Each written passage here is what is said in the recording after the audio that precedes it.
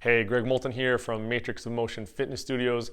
We're getting into our second video for our band series here, and we're just talking about our setup. So we're going to talk about kind of our wall setup behind us here, and then what bands we actually utilize and how we get this going. So the bands that we have at the studio are simple, just straight elastomers.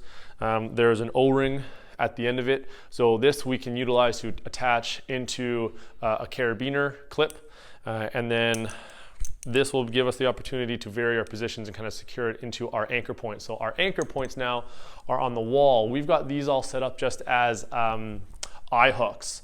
So they're just anchored into the studs within the wall. Right now in this type of a setup, we've actually got 9 hooks. So they're spaced 4 feet apart. They're 4 feet apart from a width standpoint, and from a height.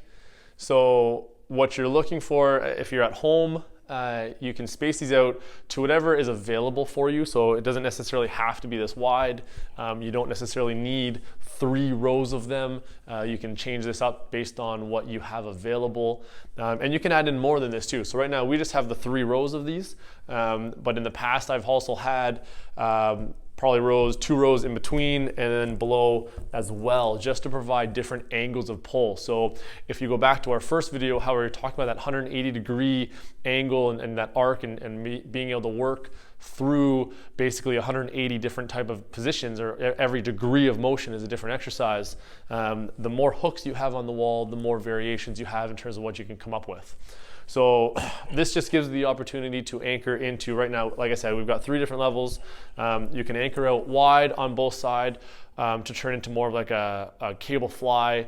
You can have it coming off of just a center point to do more of a row, and then any variation from there on. So this is just kind of our basic setup. We've got this in our private studio upstairs, as well as our hooks along the main gym floor along the turf. But if you're trying to replicate something like this at home, find just a space where you can drill some holes, get it anchored into a nice solid stud, and then you can play around with some of those positions as well. Hopefully this helps.